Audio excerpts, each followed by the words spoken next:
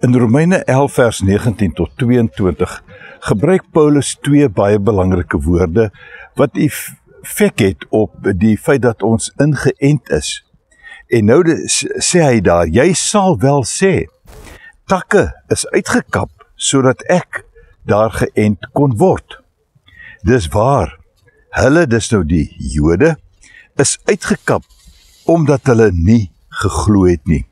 Jy is daar geënt omdat jy glo.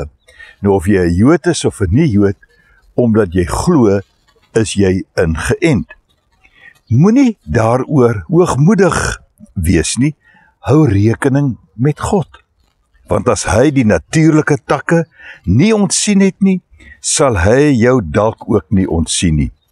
En dan die sleutelgedeelte waarop ons vandag konsentreer. Let dan op die goedheid en strengheid van God. Sy strengheid oor die afvalliges en sy goedheid oor jou. Maar dan moet jy uit sy goedheid lewe, anders kan jy ook uitgekap word.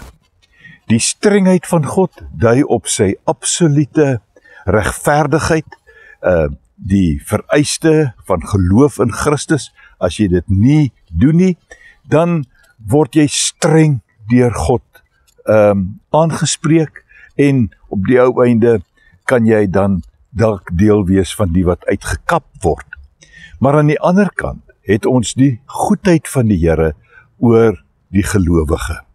En dit is belangrik dat ons daarop sal let, want ons het inderwaarheid 'n keuse aan watter kant van God ons wil staan, aan die kant van sy goedheid of aan die kant van sy strengheid.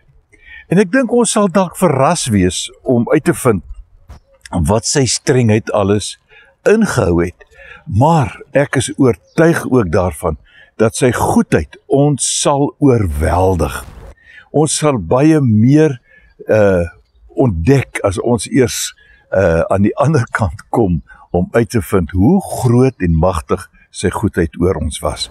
Kom ons wees dankbaar daarvoor en leef in sy goedheid.